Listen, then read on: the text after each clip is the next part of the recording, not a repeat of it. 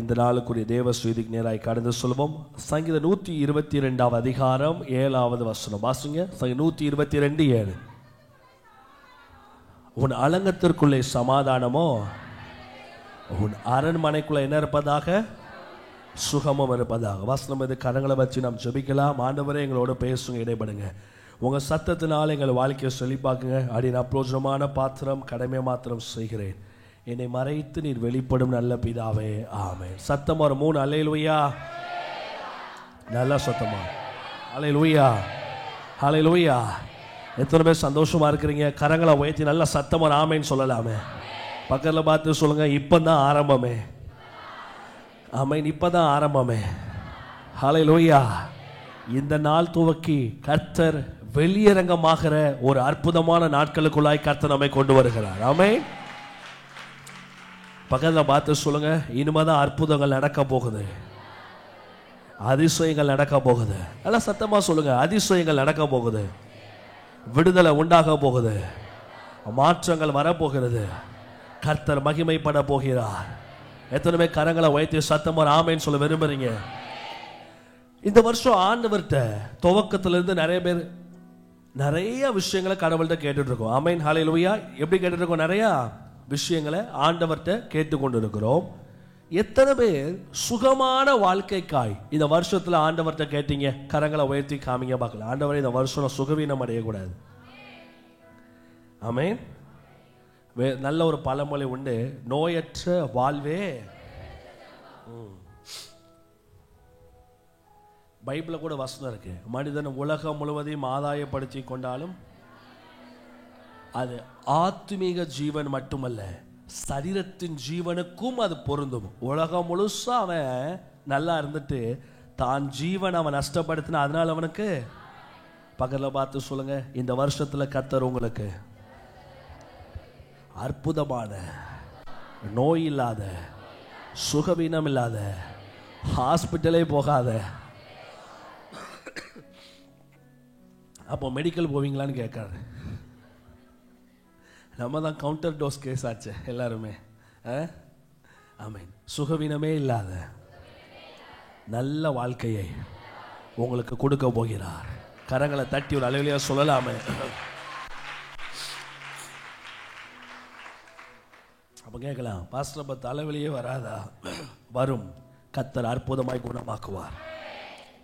கால்வலியே வராதா? வரும்.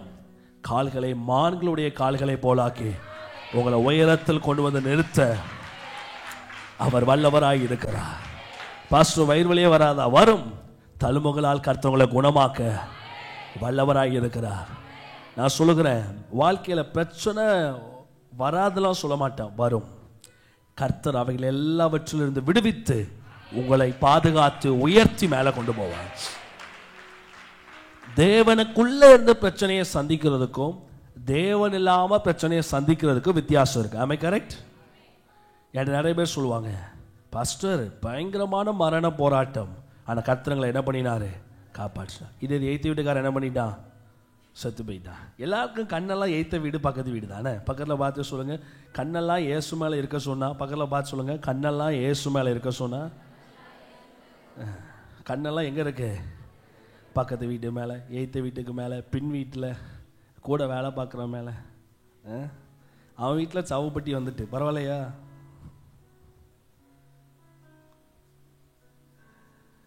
Don't compare your self. உங்களுக்கு சொல்ற மாதிரி சொன்னாதான் புரியும்.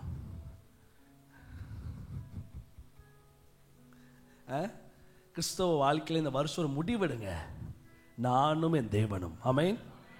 நான் உங்களை ஸ்பிரிச்சுவல் மென்டாலிட்டியாக உங்களை கோச் பண்ணிட்டு இருக்கிறேன். நான் பிரசங்கம்லாம் கொஞ்ச நாளாக பண்ணலை, மனதின் அளவில் உங்களை என்ன பண்ணி கொண்டு இருக்கிறேன்? உங்களை உருவாக்கி கொண்டு இருக்கிறேன். ஆமென், ஹல்லேலூயா. பிரசங்கம்னா அந்த 1ஆம் தேதி பண்ணலை, இன்று முதல் நான் உன்னை, அது பிரசங்கம். நான் உங்களை கோச் பண்ணிட்டு இருக்கிறேன். ஆமென். பக்கத்து வீட்டில் சொல்லுவாங்கல்ல, என்னது டேபிள் மேட்டு எய்த்த வீட்டில் இருக்கு, கீழ் வீட்டில் இருக்கு, மாடி வீட்டில் இருக்கு, உங்க வீட்டில் இருக்கா?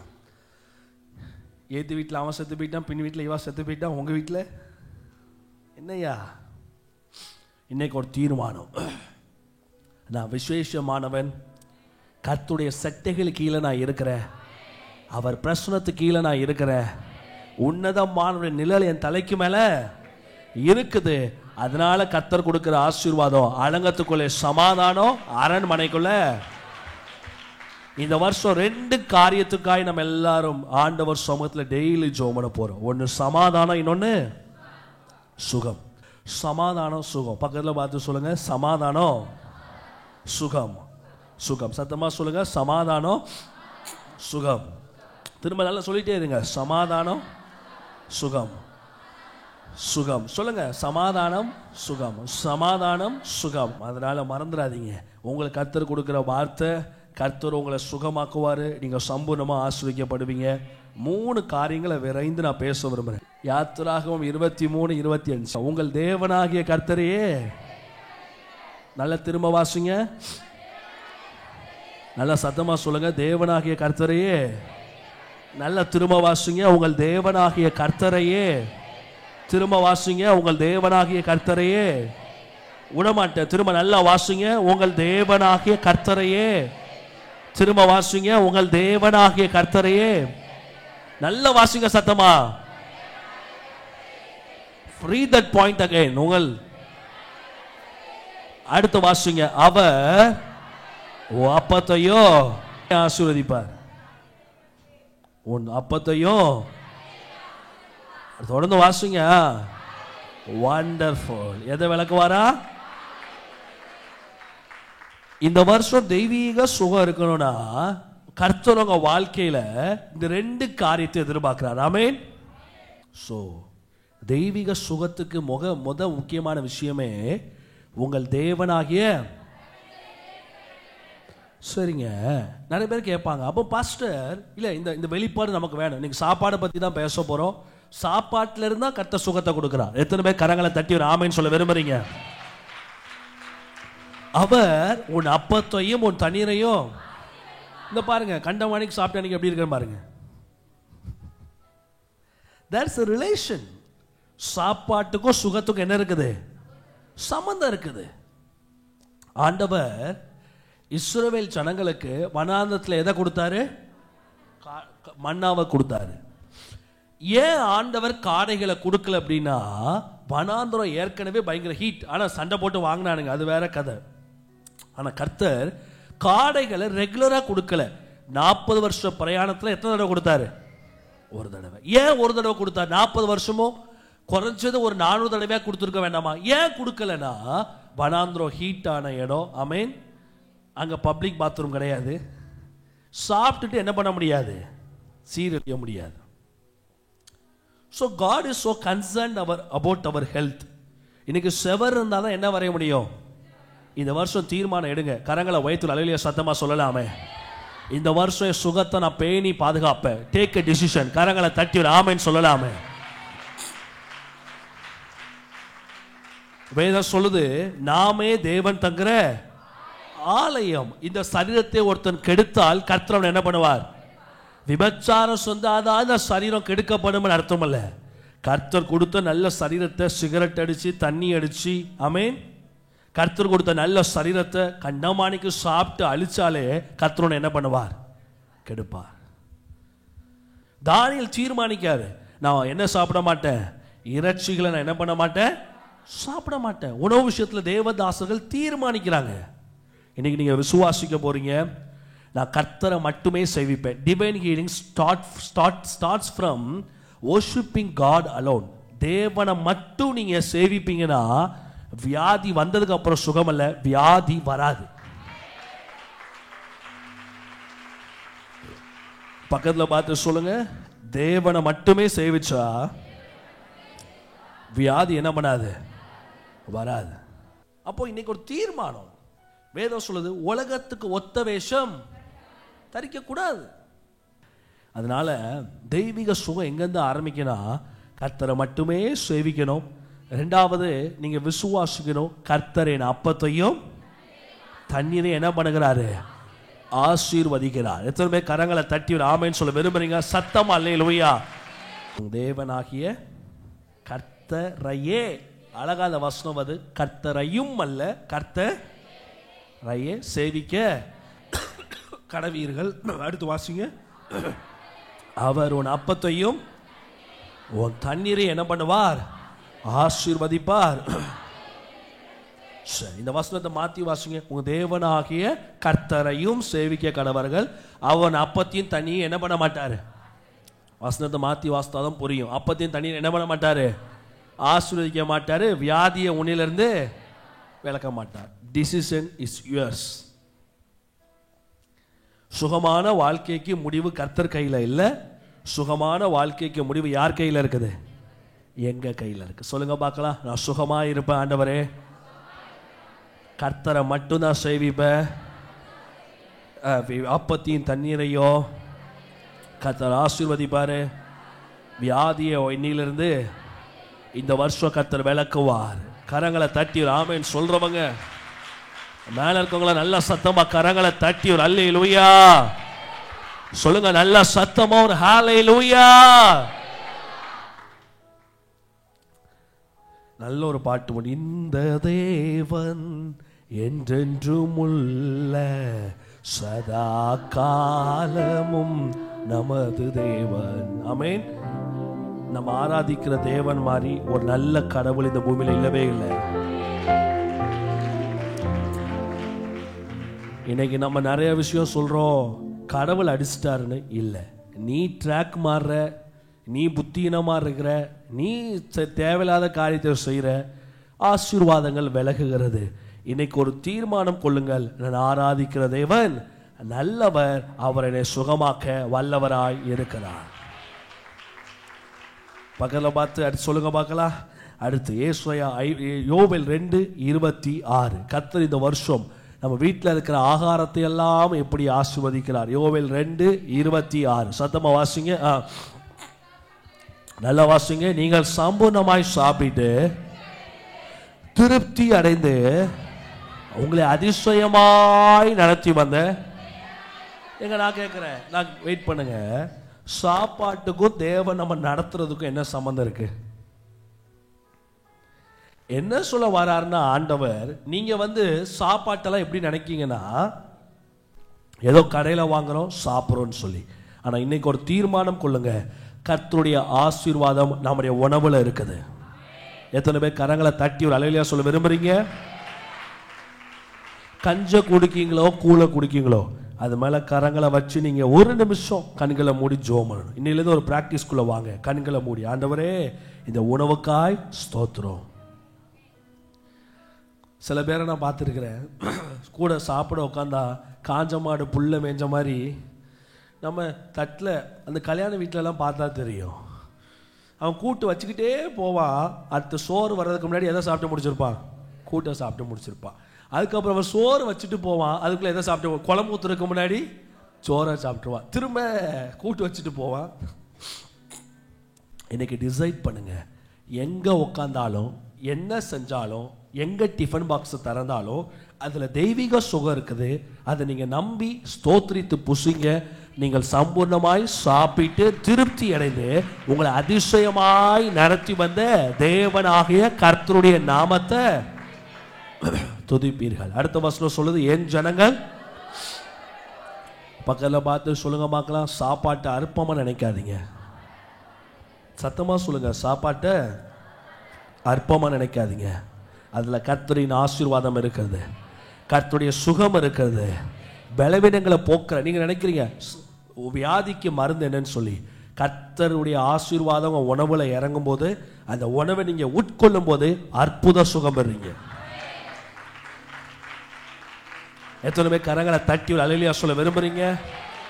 சொல்லுங்க சத்தமா ஒரு அல்லேலூயா. இன்னையிலேருந்து ஒரு have a great policy in your life. நீ பெரிய கோடீஸ்வரனா மாறணும்னு நினைக்காத, சுகவீனம் இல்லாதவனாய் வாழ வேண்டும் என்று தீர்மானிங்க. கர்த்தர் தந்த உணவுக்காக ஸ்தோத்தரிங்க. வேதம் சொல்லுது, உங்க தேவனாகிய கர்த்தருடைய நாமத்தை என்ன பண்ணுவீங்க? துதிப்பீர்கள். இதை நீங்க செய்யுங்க. உபவாச ஜெபம் எல்லாம் இருக்கட்டும், இதை செய். உணவை பார்த்து கர்த்தரை துதி, ஸ்தோத்தரி. பிள்ளைகளுக்கு சொல்லிக் கொடுங்க. இன்னைக்கு இந்த ஆகாரத்துக்கு காரணம் யாரு? ஏசப்பா. இந்த சாப்பாட்டுக்கு காரணம் யாரு? ஏசப்பா. Train your children. ஆமென். கரங்களை உயர்த்தி அல்லேலூயா சொல்லலாமே.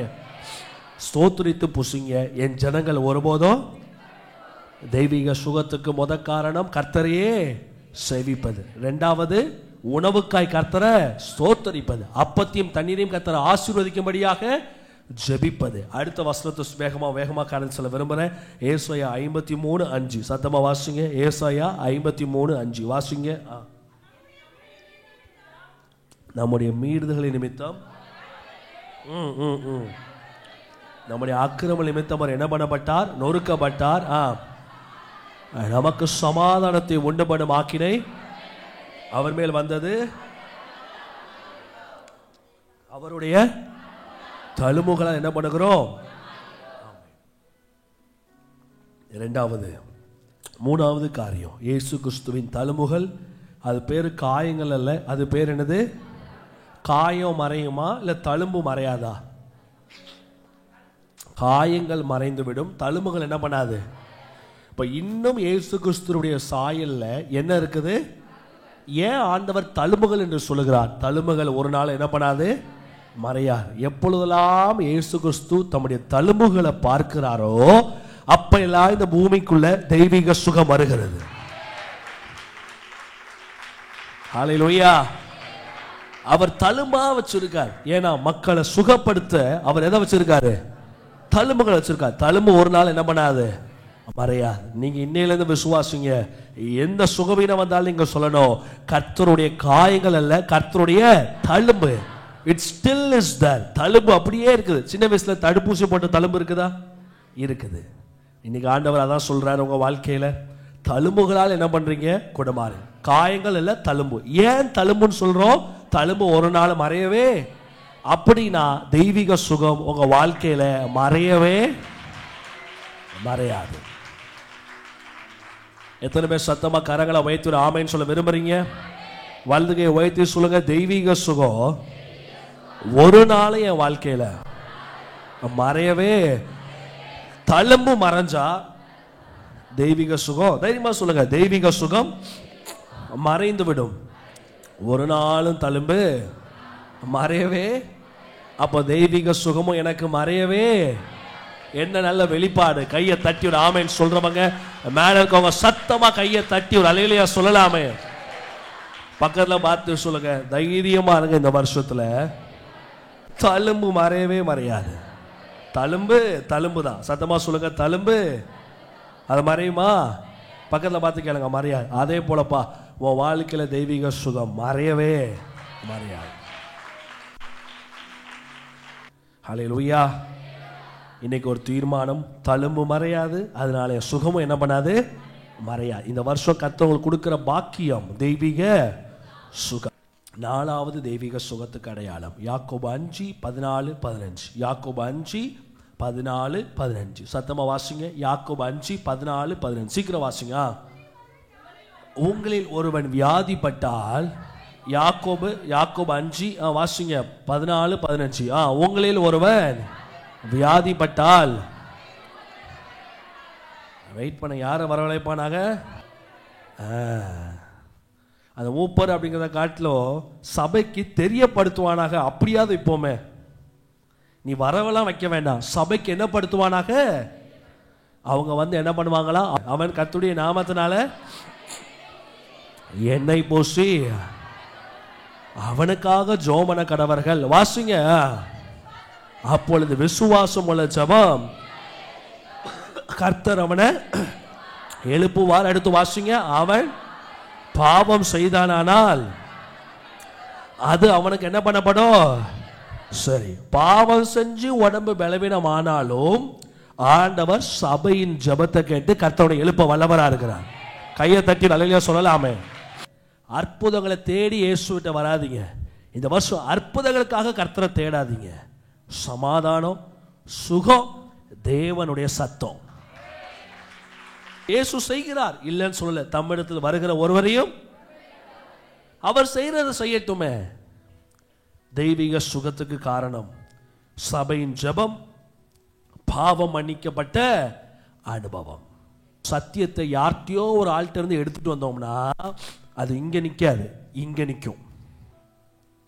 இங்க இருந்து எடுத்தோம்னா இது உள்ளத்துக்குள்ள பச்சை மரத்தில் எழுதப்பட்ட ஆணிய போல.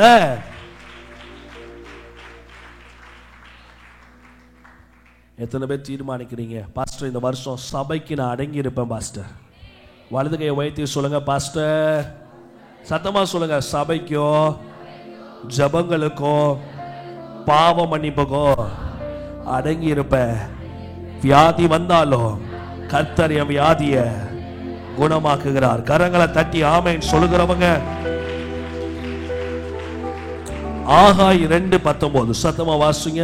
ஆகாய் 2:19 சத்தமா வாசிங்க. ஆகாய் இந்த வருஷம் வாக்குத்தத்தத்துக்குள்ளேயும் தெய்வீக சுகத்தை கடவுள் வச்சிருக்காரு. வாசிங்க,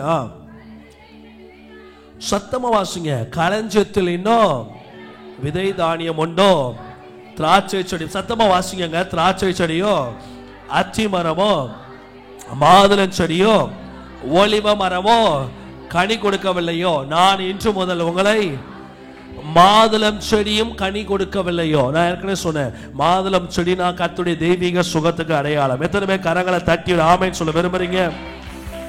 ஆனா நம்ம சத்தியம் அறிந்த பிள்ளைங்க தான் தப்பு மேல தப்பு பண்றோம். உலகத்துக்கு ஒத்த வேஷம் வேண்டாங்க.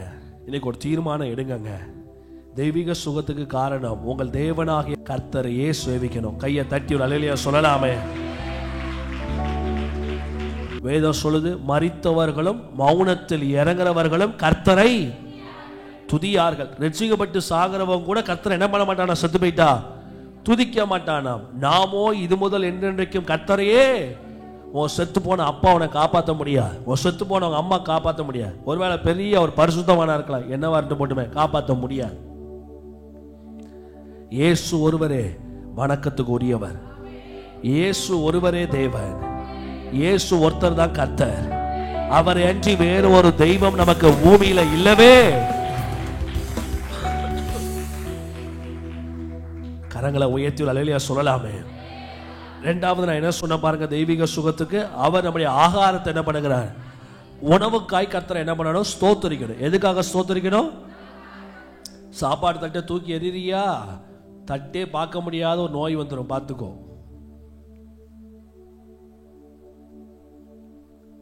பிள்ளைகளெல்லாம் திமிரா வளர்க்காதீங்க.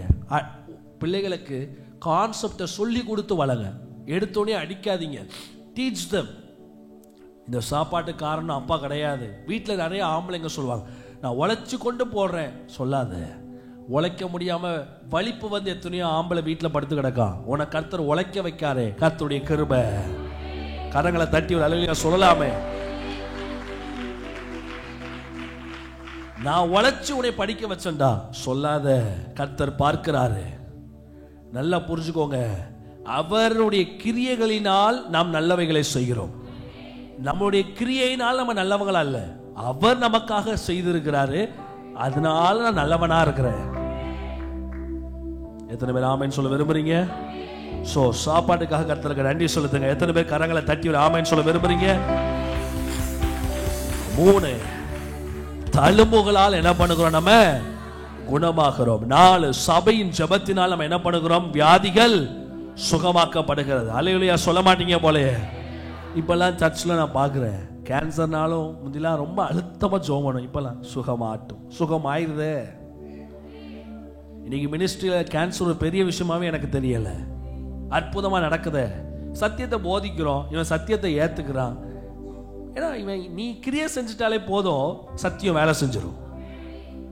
பெரிய விஷயம் தேவை கிடையாது. You just obey to the word of God. ஆமென். சோ தேவனால கூடாத காரியம். சோ தெய்வீக சுகத்துக்கு சபையின் ஜெபம் ரொம்ப முக்கியம். மறந்துடாதீங்க, ஊதாசனப்படுத்தாதீங்க. அடுத்து ஆகாய் 2:19 சொன்னேன். என்னது? மாதுளம் செடியும் கனி கொடுக்க இந்த வருஷம் வாக்குத்தத்தத்துக்குள்ள தெய்வீக சுகம் இருக்குது. எடுங்க பார்க்கலாம். உன்னத பாட்டு 6:7 எடுத்து வாசிங்க. உன்னத பாட்டு 6:7 சத்தமா வாசிங்க பார்க்கலாம். உன்னத பாட்டு 6:7 லாஸ்ட் பாயிண்ட் வாசிங்க பார்க்கலாம். உன்னத பாட்டு 6:7 வாசிங்க. வாசிங்க. உன்னத பாட்டு 6:7 வாசிங்க. உன் முக்காட்டி நடுவே உன் கன்னங்கள் வெடித்த மாதுளம்பழம் போல் இருக்கிறது. சத்தமா வாசிங்க. உன் முக்காட்டி நடுவே உன் கன்னங்கள். ஆமென் ஆமென். இங்க பாருங்க, நம்ம கண்ணெல்லாம் சூம்பி போய் பரு வந்து கட்டி வந்து, இங்க பாருங்க, ஆரோக்கியமான மனுஷன் மாதிரியா இருக்கும் எல்லாம் ஒன்றும் பார்க்க. நோயாளி சீக்காளி மாதிரி உட்காந்துருக்குறோம்.